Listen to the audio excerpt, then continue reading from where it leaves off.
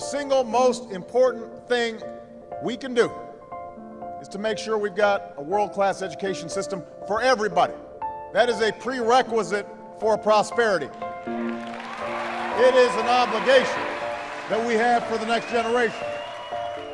I looked at the current educational system. I said, what's wrong with it?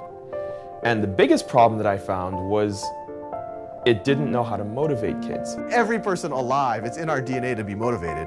I think the current model, and I'm not picking out any players, the current model is just really good at squashing that motivation.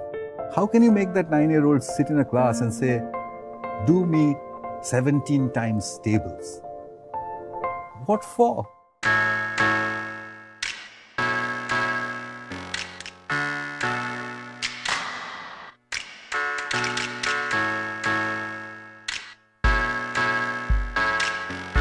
What if I were to say that arithmetic, as we teach it today, is an obsolete skill? Okay? The whole world will erupt if I say that, because they will say, reading, writing, arithmetic. That's the core of whose education? Core of the military education. Go back 200 to 300 years in this country and say that, 300 years later, no one's going to teach anybody how to shoot a gun, and no one's going to teach anybody how to ride a horse. And the teacher is going to say, but, those are basic life skills.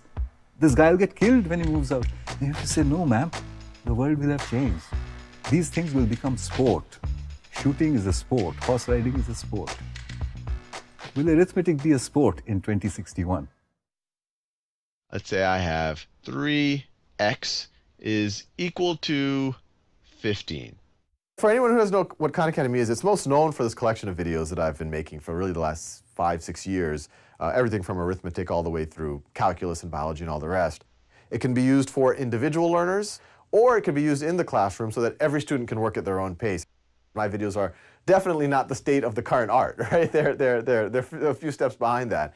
But I think that's the mistake that most of the education technology has been going in, is that they just want to take what's already there in the current existing model and just use the latest technology to make in their mind, a more refined version of that same thing. But they're not changing the content fundamentally.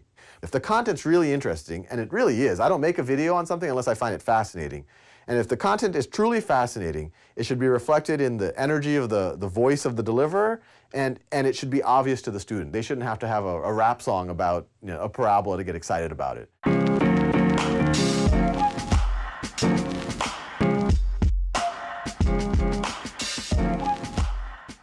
Video games are actually among the most powerful learning tools that have ever been created. Because if you look at a child when they first pick up a video game, they'll start and they'll play for 5 minutes, and then they'll fail. Pick themselves up, start again, play for 10 minutes. They fail.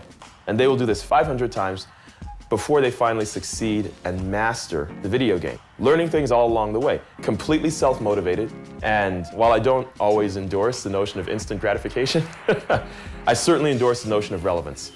In education, we provide problems separate from the relevance or the context in which they need to be used. That's one of the reasons why students are so disengaged. In the video game world, it's all about exploration. You solve a problem when you bump into it, and in fact, that provides the relevance for solving the problem.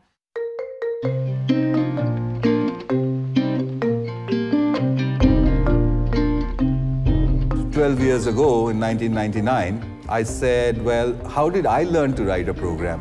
Nobody taught me. How do children learn to use computers? Nobody seems to be actually teaching them. So I stuck a computer in a slum wall, a nice big computer in those days with a nice big broadband connection, in front of children who had never seen computers before, hadn't heard of the internet, had no clue what was going on, didn't know English. And they started browsing in about 5 or 6 hours' time. And then it happened over and over and over again everywhere, until the experiment kind of burst out onto the world media with the statement that children anywhere in groups can teach themselves to use a computer.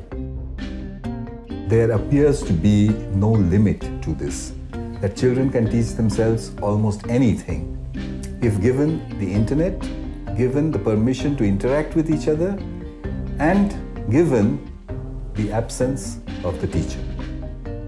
The absence of the teacher in the presence of the internet can become a pedagogical tool.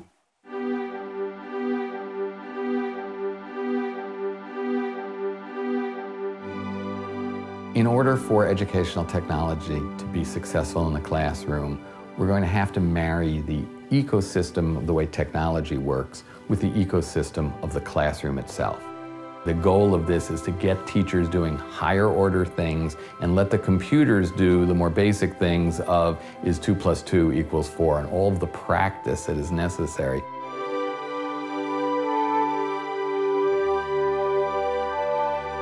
We want technology that helps us create an environment where students are active and engaged, not just in memorizing facts, but in working with faculty to really create knowledge. Something like the iPad application for anatomy, I think is going to help them learn more efficiently because it gives them information when they need to know it. And one of the principles of adult learning is you should learn something when you have a reason to learn it. To begin, connect us together. We think there's a blurry line between play and learning, and that there should be an even blurrier line between those two things. When a learning experience is playful and exploration-oriented, it puts people's minds into a relaxed state where learning actually can happen the easiest. I think the future of learning is really to add a new dimension to learning, which is the dimension of collaboration.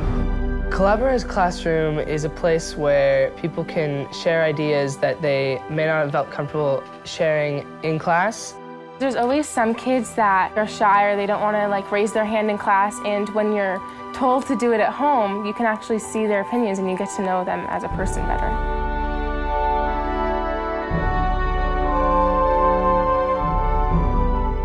Scientists recently told the world that Pluto is not a planet anymore. But it's going to take literally a decade to remove that fact from the United States' science textbooks. With connections, because anyone is able to improve on the materials and keep things up to date, we can make that change in 10 minutes rather than 10 years. We hope that what we're doing is going to create a far more diverse group of university students because they will come to the university with just so much more self-directed knowledge, so much more passion and information about what they want to do. That's the future. Everyone in the education space, is like, does it work? Prove it, this, that, and the other, and they wanted you to go and prove it before you even put it out there. Why would schools be so rigid if they didn't need to be rigid? But when did they need to be rigid? If we look at history, the answer stares at us. Education as we know it came from war. I don't know if it's purely an industrial age type of thing, if it's a Victorian era, the educated learn to suppress, that suppression of natural instincts is part of becoming part of society. The Victorians, the amazing Victorians, produced an education system which would make us photocopies of each other. Being quiet and being submissive, I think that's frankly the only thing that's taught right now, is how do you be submissive? How do you sit patiently and be disengaged for an hour and take it? How do you motivate a kid? How do you keep a kid engaged? How do you keep them interested? That is all psychology. When the gamers went and they created the best video games that ever existed, they didn't sit down and say, hey, what is the cognitive science behind this? They didn't do that. They just did it. They created it. And now all the cognitive scientists are coming back and saying, what did you do? Because that's actually one of the most motivating, engaging media we've ever seen. And the video game programmers all said, I just created something that I would want to play. A sober prediction might be that nothing will take place in the next 40 years, despite the fact that we now have gone from a PC to an iPad. We, the education innovators in the education industry, need a win. And once there's one win that everyone can point to, then it's going to help all of us.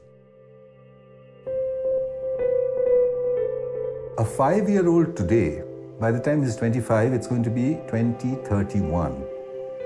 Can any teacher say that they're preparing that child for 2031, for an unknown world?